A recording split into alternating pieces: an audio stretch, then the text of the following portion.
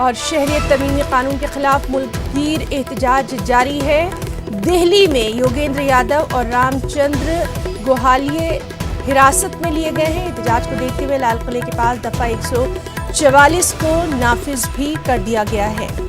तो दिल्ली से अहम खबर, शहरियत तरमीमी कानून के खिलाफ मुल्कगीर एहतजाज जारी है। दिल्ली में योगेंद्र यादव और रामचंद्र गोहाले को हिरासत में लिया गया है। We are protesting against this totally discriminatory act that is against our constitution. And also Section 144. Earlier colonial regime, the British Raj used Section 144 to suppress Gandhiji's movement. I feel sorry for the police that their masters in Delhi have to give them We are for the values of pluralism, democracy. I am the biographer of Mahatma Gandhi. I know what Gandhiji stood for. And this present government in Delhi, the BJP government is totally antithetical to the values of Muslim struggle and the Hindu-Muslim pluralism. And we should be allowed to express our dissent, our opposition. We don't agree with CAA and NRC, and we have come here to express our dissent, opposition. It is democracy. We have the right. How can they prevent us, ban our protests, and let us see what happens.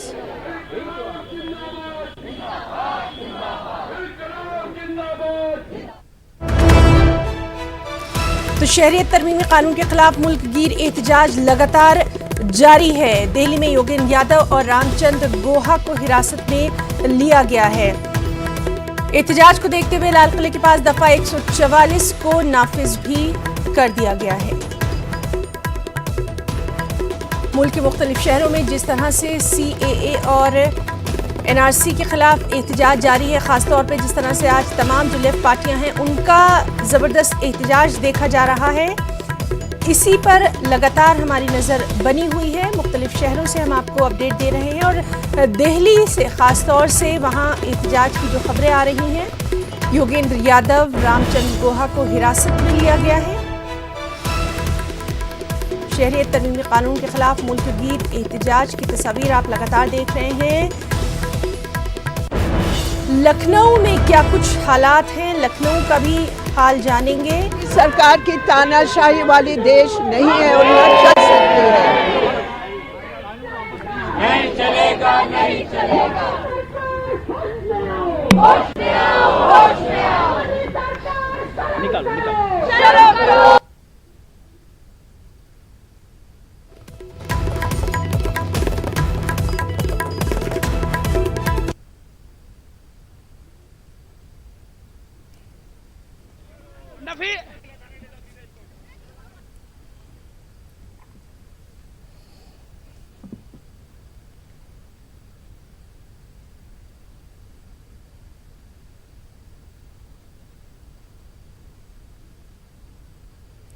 तो CAA के खिलाफ मुल्कगीर एहतजाज जारी है। आप देख सकते हैं कि किस तरह से मुल्क के तमाम, लेकिन हम आएंगे, हमारे लोग को आने दो, हम यहाँ पर हमारी विरोध प्रदर्शन करेंगे और उसके बाद अगर पुलिस की शासन और पुलिस की राज चलाना चाहती है मोदी सरकार तो चलाए, उसका विरोध होगा। लेकिन सारे मेट्रो स्टेशन बंद कर दिए गए हैं। ये पूरा देश को ही बंद कर रहे हैं, सब जगह पर 144 लगाया। और ये क्या है, पुलिस राज हो रहा है, ये सीधा है, तानाशाही से भी हद है ये। आप लोग फिर भी प्रोटेस्ट कर रहे हैं? जी बिल्कुल कर रहे हैं, हम प्रोटेस्ट पे है और हम यही नारा दे रहे हैं, मोदी शाह सावधान, बचाएंगे हम संविधान।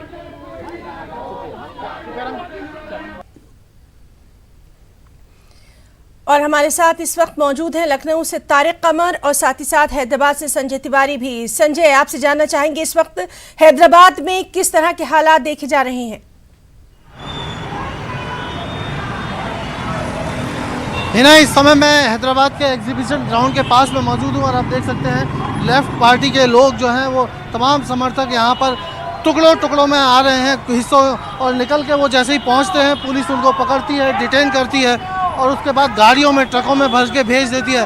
250 से ज़्यादा लोगों को पुलिस हिरासत में ले चुकी है। यहाँ पर ये लोग पैदल मार्च निकालने वाले थे एग्जीबिशन ग्राउंड से और इनको पब्लिक गार्डन तक जाना था जो तेलंगाना असेंबली के पास में है, लेकिन वो पुलिस ने इसकी इजाज़त नहीं दी थी और ये लोग जैसे यहाँ पहुँचे। आप लोग यहाँ पर आए हैं, किस लिए आए हैं? क्या पुलिस ने रोक दिया है आपको?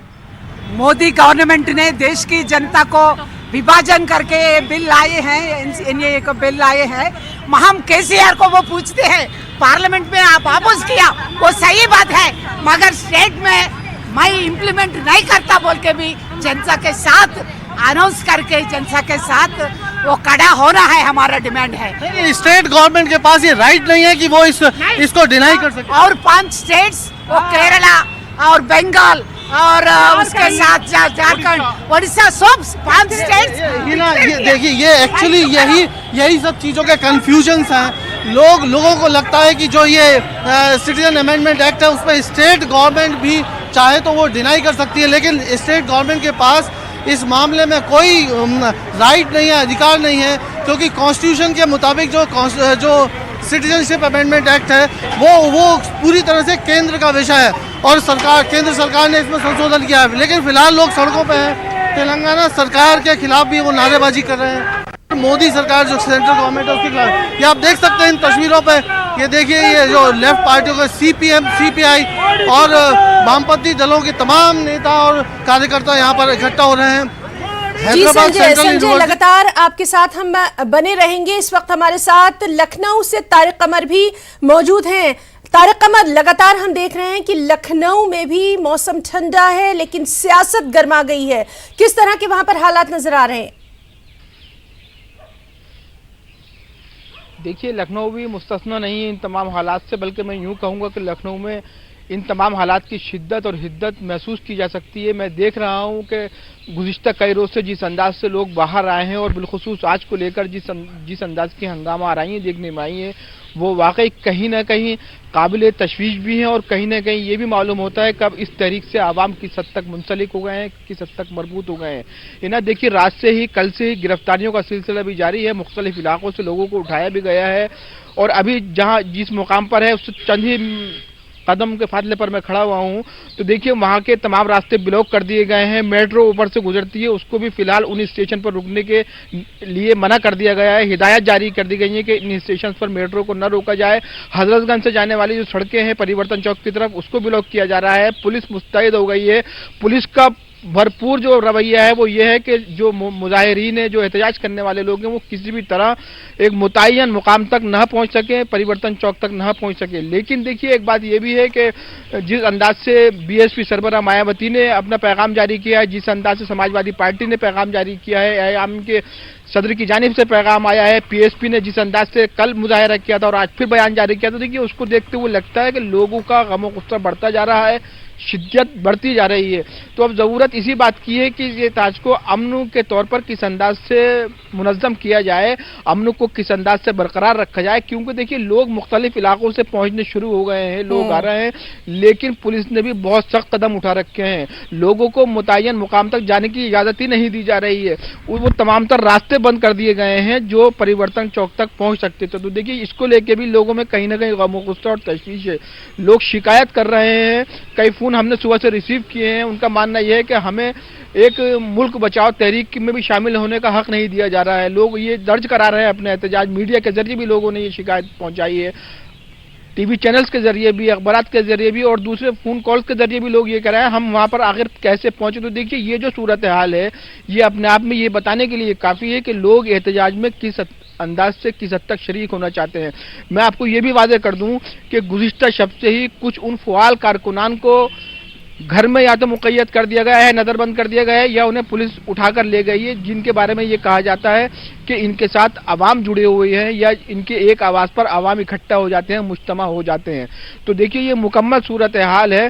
तो लखनऊ जो है जाहिर है कि उत्तर प्रदेश की राजधानी है, बीजेपी का इक़्तिदार यहाँ पर है, वहाँ पर भी लगातार एहतजाज जो है वो दिन के साथ साथ बढ़ता जा रहा है। तारिक, आप भी हमारे साथ बने रहिए। और हैदराबाद की क्या कुछ इस वक्त वहाँ पर एहतजाज का सूरत हाल है, इसके बारे में जानने के लिए एक बार फिर से हम संजय तिवारी का रुख करेंगे। संजय, जिस तरह से हमने देखा था कि जो दानिश्वर तबका था, जो उलमाए कराम थे, उनसे बातचीत की भी लगातार एडमिनिस्ट्रेशन की तरफ से कोशिश की जा रही थी, उन्हें समझाया जा रहा था, लेकिन आज जो ये एहतजाज है ये बढ़ता जा रहा है।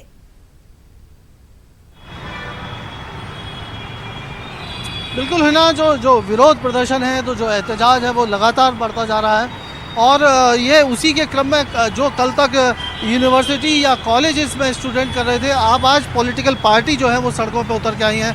ये जो लेफ्ट पार्टियों ने जो ये विरोध प्रदर्शन का आयोजन किया था, पैदल मार्च का आयोजन किया था, उसमें all India Muslim personal law, माफ़ कीजिएगा, ऑल इंडिया मजलिस इत्तेहादुल मुसलमीन जो MIM असदुद्दीन ओवैसी की पार्टी है, उसके लोग भी यहाँ पर शामिल हुए। ये देखिए, आप महिलाओं को लेकर जाते हुए आप गाड़ियों में देख सकते हैं। तो इस तरह से तमाम पॉलिटिकल पार्टीज़ के लोग भी इसमें इकट्ठा हुए हैं, स्कूल कॉलेज के स्टूडेंट्स भी इसमें आने की कोशिश किया और इसीलिए पुलिस ने चूँकि इसकी परमिशन नहीं दी थी, तो जाहिर तौर पर जैसे ही वो यहाँ पर एग्जीबिशन ग्राउंड पर लोग पहुँचे, पुलिस ने ट्रकों में भर के उनको यहाँ से डिस्बर्स करना, हटाना शुरू कर दिया। फ़िलहाल जो है शाम को हैदराबाद के नेकलेस रोड में भी एक इसी तरह का citizens against NRC and CAA के इसका जो है वो एक उन्होंने भी प्रोटेस्ट का आयोजन किया है शाम को 4 बजे, लेकिन पुलिस ने उसकी भी इजाज़त नहीं दी है। खबर ये भी है कि नेकलेस रोड पर धारा 144 लगाने की पुलिस तैयारी में है। तो कुल मिला के जो है वो पुलिस नहीं चाहती कि किसी तरह से भी लॉ एंड ऑर्डर का कोई सिचुएशन क्रिएट हो, लेकिन जो है लोग जो है वो सड़कों पर निकल रहे हैं। हालांकि इसमें कहीं ना कहीं कोई ना कोई पॉलिटिकल पार्टी पीछे से है, उनका समर्थन है, लेकिन छात्र जो हैं और ख़ास करके ऐसे नागरिक, ऐसे सिटीजन जिनको लगता है कि कहीं ना कहीं ये कानून जो है वो देश हित में नहीं है, वो लोग बाहर निकल रहे हैं। अब तेलंगाना में चूँकि सरकार ने इस तरह के विरोध प्रदर्शन की सड़कों पर इजाज़त नहीं दी है, तो अब ये जो प्रदर्शनकारी हैं वो तेलंगाना सरकार को भी निशाने पर ले रहे हैं। जी हिना। जी संजय, लगातार आपसे हम जो है वो अपडेट ले रहे हैं क्योंकि जो एहतजाजी मुजाहरा है वो बढ़ता जा रहा है और जिस तरह से आपने अभी बताया कि अब न सिर्फ कुछ पॉलिटिकल पार्टीज़ बल्कि तमाम तर समाज का जो तबका है वो भी इसमें शामिल हो रहा है। तारिक, इसी तरह से लगातार हम जो रिपोर्ट्स आ रही हैं उन पर भी हमारी नज़र है कि अब ये मामला जो है ये सियासी नहीं रहा है, अब सिर्फ इसमें सियासत नहीं है बल्कि समाज का हर तबका जो है वो निकलकर सड़कों पर अपना एहतजाज दर्ज करवा रहा है। लखनऊ की सूरत हाल भी कमोबेश यही है।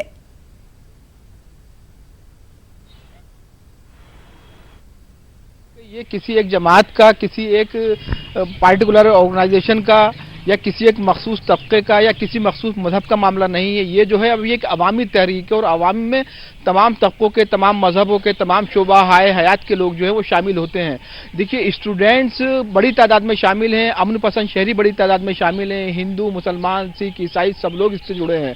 तो अब जो है मसला ये अवामी सतह पर इसको देखा जा रहा है और हर तरह से लोग इसमें शामिल होना चाहते हैं, हर उम्र के लोग इसमें शामिल होना चाहते हैं। तो कहीं ना कहीं बहुत अलार्मिंग सिचुएशन उस हुकूमत के लिए है जो बाकायदा तौर पर मुनज़्ज़म तौर पर इसको लेके चली थी, लेकिन हर तरफ से आवाज़ें एहतजाज बुलंद हो रही है, हर तबके की तरफ से हो रही है, हर शोबे, हर महकमे की तरफ से हो रही है। तो देखिए, इसको सिर्फ आप किसी मखसूस जाविये से, किसी मखसूस नहज में नहीं देख सकते हैं। अब ये एक अवामी तहरीक है जिसमें तमाम तर सियासी जमातें खुलकर सामने आ गई हैं। और देखिए हिना, मैं बता दूं आपको कि वो लोग जिनके ज़बानें मुकफ़्फ़ल थी, एक ज़माने से जिनकी ज़बानों पर ताले पड़े हुए थे, वो चाहे मसलहत के तौर पर ना बोल पाते हों या किसी सियासी दबाव में ना बोल पा रहे हैं, वो भी खुल के अब बयानबाजी कर रहे हैं। हमने देखा है गुज़िश्ता 3 रोज़ के दरमियान वो तमाम तर सियासी, समाजी, मिली और मजहबी रहनुमा खुलकर सामने आए हैं जो मसलहत की वजह से या किसी मजबूरी के तहत बोल नहीं पा रहे थे। तो देखिए, ये जो अपने आप में मंजरनामा तब्दील हो रहा है, ये सिर्फ अवामी सतह पर ही इसको देखा जाना चाहिए, क्योंकि ये अवामी तहरीक है और इस अवामी तहरीक का नुकसान या फायदा जो भी जो है ये लगातार हम अपने नाज़रीन तक पहुंचा रहे हैं कि किस तरह से मुल्क के मुख्तलिफ शहरों में जो है वो लोग एहतजाज कर रहे हैं CAA के खिलाफ, NRC के खिलाफ। तारिक कमर और संजय तिवारी, आप दोनों का हम फिलहाल बहुत बहुत शुक्रिया अदा करना चाहेंगे, लेकिन तमाम तर अपडेट जो है वो हम आपसे आगे भी लेते रहेंगे क्योंकि जैसे जैसे दिन